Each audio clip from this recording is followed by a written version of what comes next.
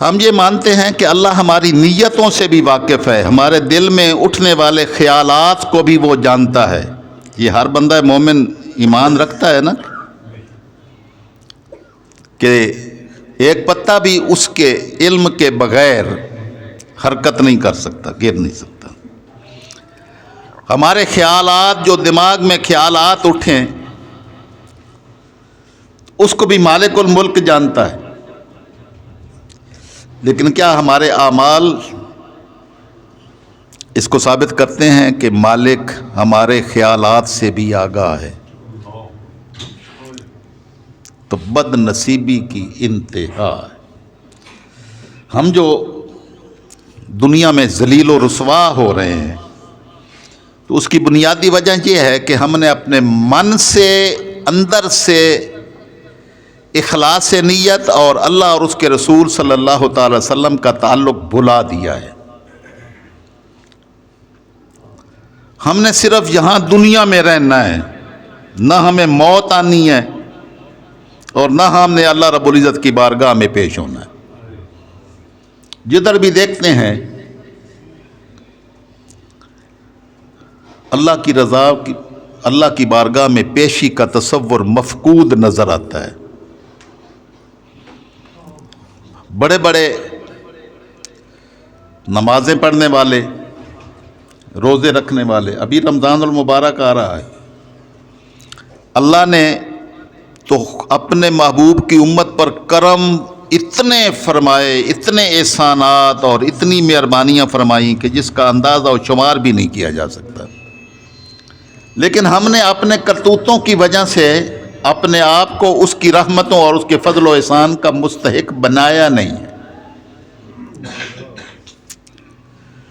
روزہ ریاکاری کے لیے رکھتے ہیں، افطاریاں کرتے ہیں لوگوں کو دکھانے کی خاطر، بلاتے ان کو ہیں جو ہمارے دوست ہوتے، جاننے والے ہوتے ہیں، کبھی کسی مسکین کو بھی افطاری کروا دیتے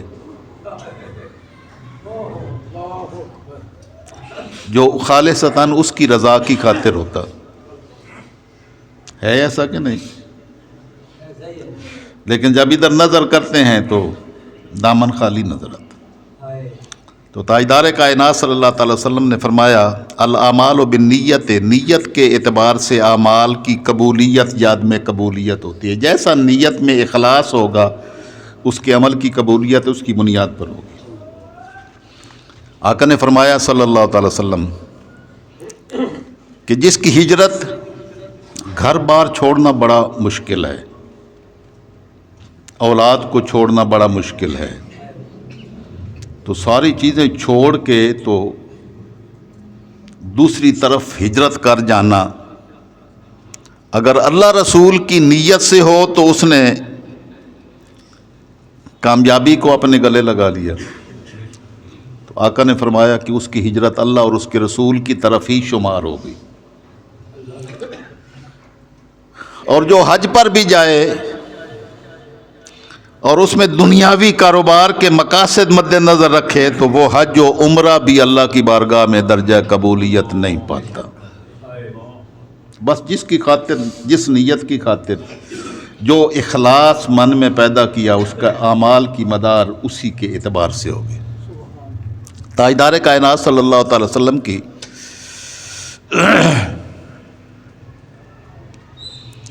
بارگاہ میں آپ کے ایک صحابی کی گھر کے تعمیر کرنے کی بات آئی، تو صحابی نے اپنے گھر کی دیوار میں روشن دان رکھا۔ تو آقا علیہ السلام نے ان سے پوچھا کہ یہ آپ نے روشن دان کیوں رکھا؟ تو انہوں نے عرض کی یا رسول اللہ اس لیے رکھا کہ یہاں سے تازہ ہوا آئے گی اور سورج کی روشنی بھی آئے گی۔ اب یہ اس کھڑکی کے، یہ اس روشن دان کے رکھنے کی نیت ہے، بیس ہے۔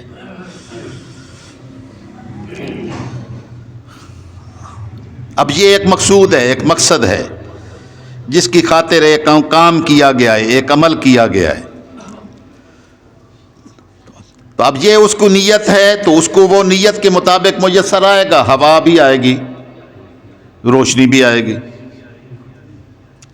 لیکن تاجدار کائنات صلی اللہ تعالی وسلم نے اس کو اس نیت سے اخلاص نیت کی طرف موڑ دیا۔ آقا علیہ السلام نے فرمایا کہ یہ کھڑکی تو اس نیت سے اگر رکھتا کہ یہاں سے اذان کی آواز آئے گی تو جب تک یہ کھڑکی قائم تھی،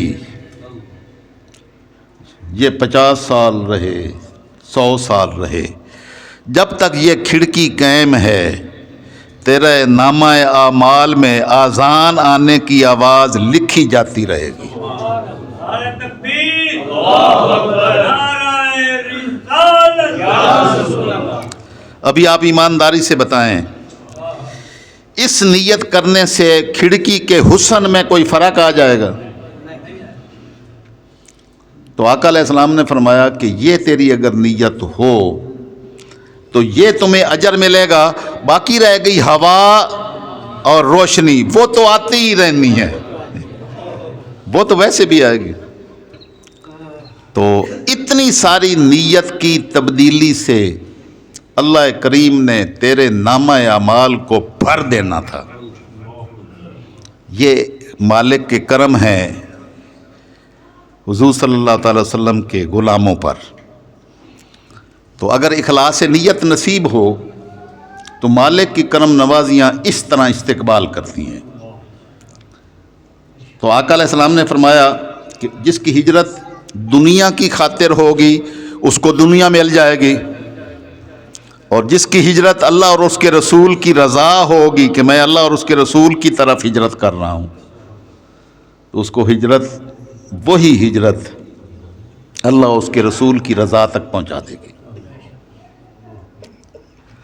او امراتن یتزوجھا، اگر کوئی گھر بار چھوڑتا ہے کسی جگہ کسی عورت سے شادی کرنے کی خاطر، وہ سفر کرتا ہے، دنیا حاصل کرنے کی خاطر کرتا ہے تو دنیا حاصل ہو جائے گی، کسی عورت سے شادی کرنے کی خاطر سفر کرتا ہے تو وہ شادی کر لے گا، اس عورت کو پالے گا، اور اگر اللہ رسول کو راضی کرنے کی خاطر سفر کرتا ہے تو اللہ اور اس کے رسول کی رضا کو پالے گا۔ فہجرت الی ما ہاجر الیہ، تو آقا علیہ السلام نے فرمایا کہ اس کی ہجرت کو وہی سمجھا جائے گا جس کی خاطر اس نے ہجرت کی۔ اور یہ مالک الملک نے محض نیت کی اصلاح اس پر بیس رکھ دی پورے بندہ مومن کی زندگی کے اعمال کی، تو اس سے نہ کوئی پرابلم ہوتی ہے، نہ اس کو کسی قسم کی دقت اور دشواری لاحق ہوتی ہے، لیکن اس کو مالک الملک اتنا نوازتا ہے کہ اللہ کی کرم نوازیاں ساری کی ساری انسان کے حسن نیت کی بنیاد پر نصیب ہوتی ہیں۔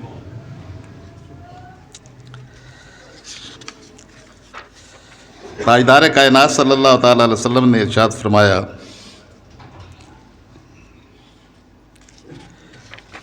کہ جو شخص صرف تمنا کرتا ہے، سیدنا فاروق اعظم رضی اللہ تعالیٰ عنہ دعا مانگتے، اللہم ارزقنی شہادتا فی سبیلک، اے باری تعالیٰ مجھے اپنی راہ جہاد میں شہادت کی موت نصیب فرمانا، وجعل موتی فی بلد حبیبک، اور میری موت کو اپنے محبوب کے شہر میں بھی بنانا، یعنی مدینہ طیبہ میں موت نصیب ہو اور شہادت کی موت بھی نصیب ہو۔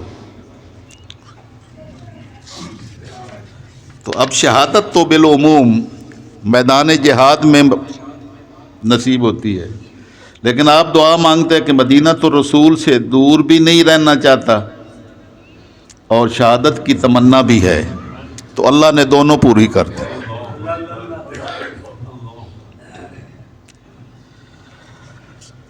اور جو بندہ بھی یہ دعا کرتا ہے اب میں یہی سمجھانے کے لیے کہ انسان کی نیت پر ہی سارا مدار ہے، تو آقا علیہ الصلوۃ والسلام نے ارشاد فرمایا کہ جو شخص شہادت کی تمنا من میں رکھتا ہے اور اللہ کی بارگاہ میں شہادت کی موت مانگتا ہے تو رب ذوالجلال اس کو شہیدوں میں ہی اٹھائے گا۔ وَإِن مَاتَ عَلَىٰ فِرَاشِهِ، اگرچہ وہ اپنے بستر پر ہی اس کو کیوں نہ موت آئے، اس کی نیت کی بنیاد پر مالک الملک اس کی موت اس کی بستر پر شمار نہیں کرے گا، اس کی نیت کی تمنا اور آرزو پر اس کو شہادت کی موت عطا فرمائے گا۔ تو میں نے آج کی اس گفتگو میں آپ کو یہ سمجھانے کی کوشش کی کہ اخلاص سے نیت خالص ہو جائے تو مالک نے اپنے محبوب کے غلاموں کے لیے کرم ہی کرم رکھے ہیں، اتنے سمندر بہائے ہیں اپنی فضل و احسان اور اپنی رحمتوں اور کرم نوازیوں کے کہ اگر کوئی ازلی بد نصیب نہ ہو تو وہ ضرور سرخرو اور کامیاب و کامران ہو جائے گا۔ تاجدار کائنات صلی اللہ تعالی وسلم کا ایک ارشاد حضرت معاذ بن جبل رضی اللہ تعالیٰ عنہ ارشاد فرماتے ہیں، وہ فرماتے ہیں کہ جب یمن کی طرف حضرت معاذ بن جبل کو آقا علیہ السلام نے بھیجا تو عرض کی یا رسول اللہ مجھے کوئی جاتے ہوئے نصیحت فرما دیں۔ یہ یمن کا گورنر بنا کہ حضرت معاذ بن جبل کو آقا علیہ السلام نے بھیجا تھا، تو عرض کی یا رسول اللہ بس جاتے ہوئے بس ایک بات کی وصیت فرما دیں، نصیحت فرما دیں۔ تاجدار کائنات صلی اللہ تعالی علیہ وسلم نے فرمایا اخلص دینک، اپنے دین میں اخلاص سے نیت پیدا کر لے، یکفک العمل القلیل، تیرا تھوڑا عمل بھی تمہارے لیے کافی ہو جائے۔ اللہ رب العزت ان اللہ لا ینظر الی اعمالکم، اللہ تمہارے عملوں کو نہیں دیکھتا، ولکن ینظر الی نیاتکم، وہ تمہاری نیتوں کو دیکھتا ہے کہ تمہارے دلوں میں نیت کیا ہے۔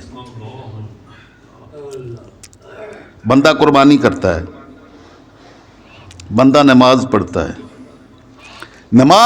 ہے اگر اس نیت سے کہ لوگ اس کو نمازی سمجھیں تو لوگ اس کو نمازی سمجھ لیں گے، جس کی خاطر اس نے نماز پڑھی۔ لیکن اگر نماز پڑھتا ہے اللہ کی رضا کی خاطر کہ میرا رب راضی ہو تو اس کو رب کی رضا نصیب ہوگی۔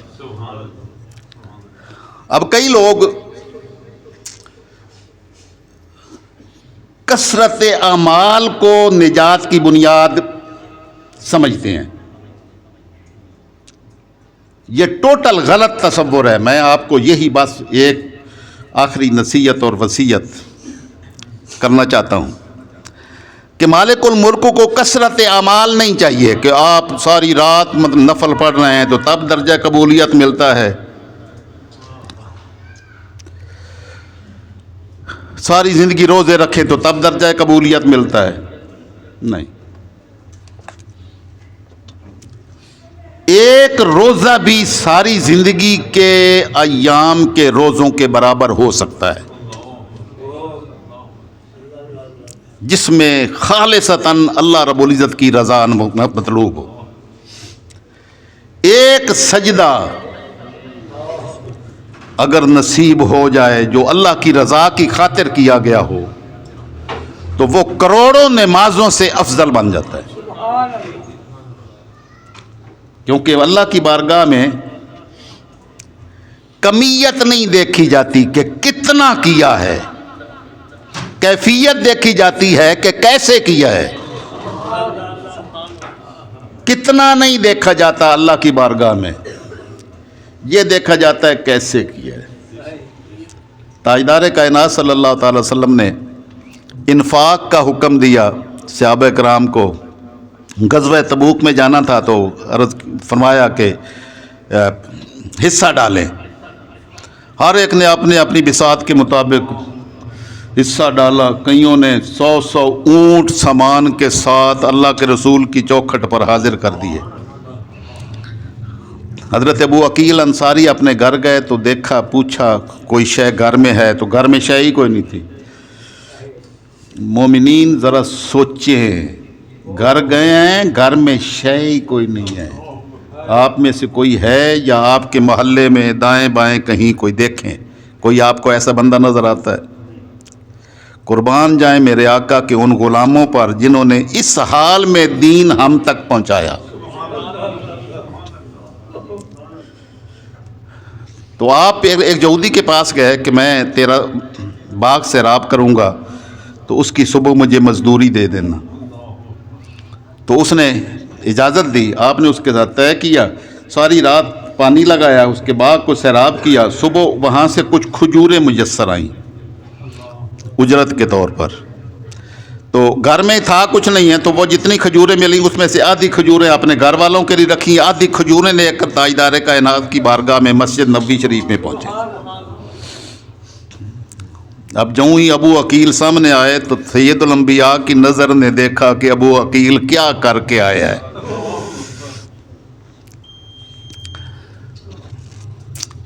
اب جہاں سامان سے لدے ہوئے اونٹ دیے جا رہے ہوں, وہاں چند کھجوروں کی کیا حیثیت ہوتی.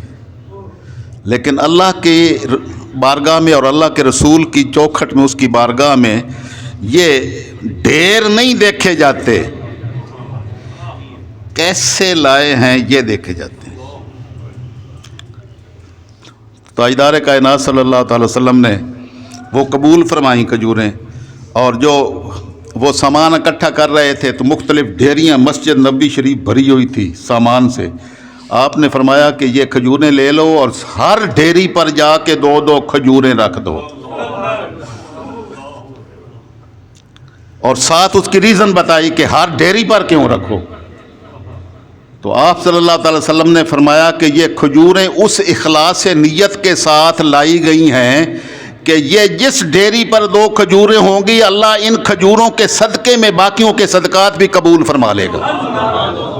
نعرہ تکبیر, نعرہ رسالت.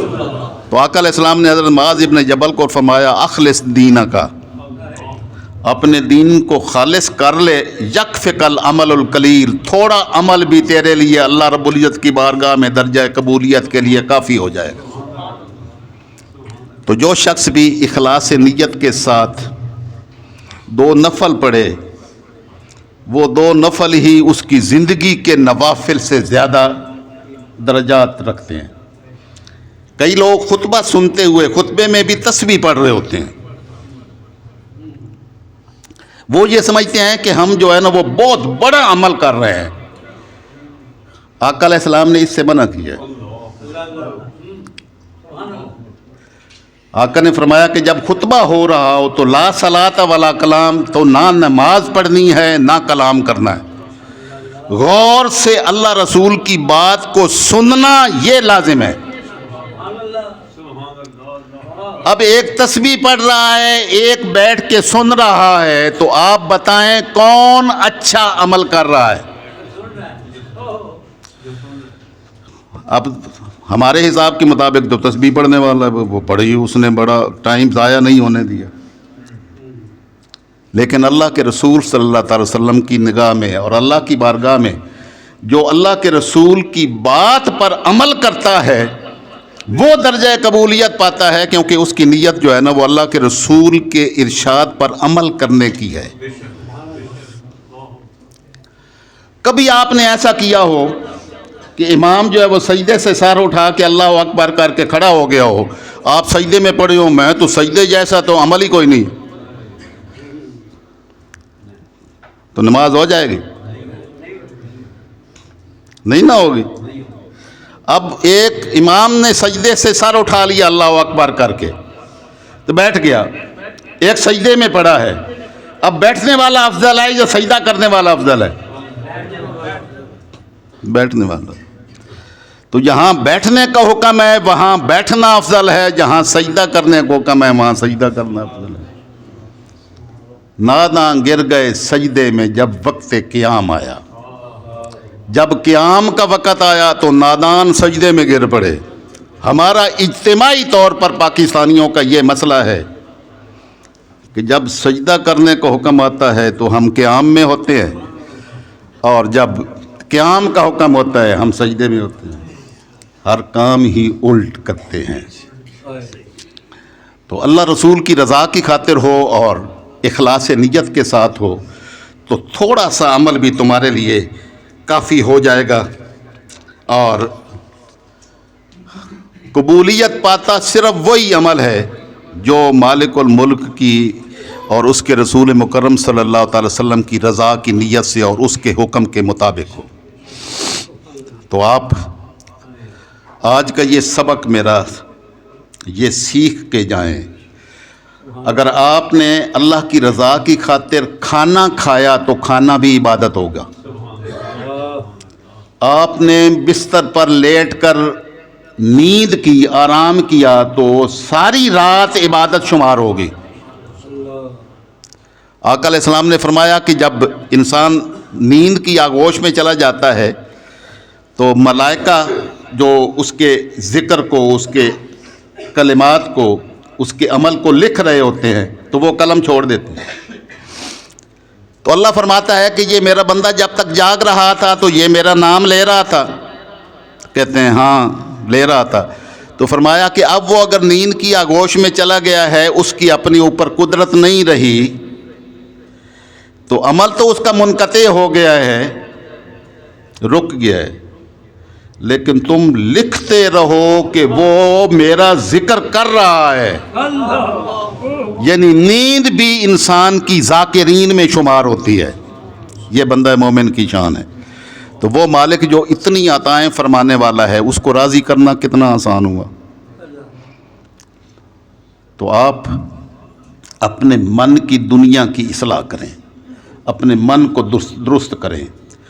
کھانا کھانا، سونا، ملاقات کرنے کے لیے جانا، اگر یہ رضا ہو کہ میں اللہ کے ایک نیک بندے کی زیارت کی نیت سے جا رہا ہوں اور اپنے مالک کو راضی کرنے کے لیے جا رہا ہوں، کیونکہ اللہ رسول کا یہی حکم ہے کہ اپنے مسلمان بھائیوں کی زیارت کے لیے جایا کرو.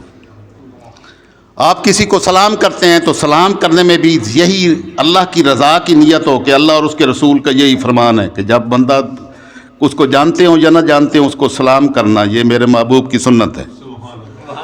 تو اس کے مطابق اگر عمل کریں گے تو وہ سلام کرنا بھی یہ عبادت شمار ہوگا.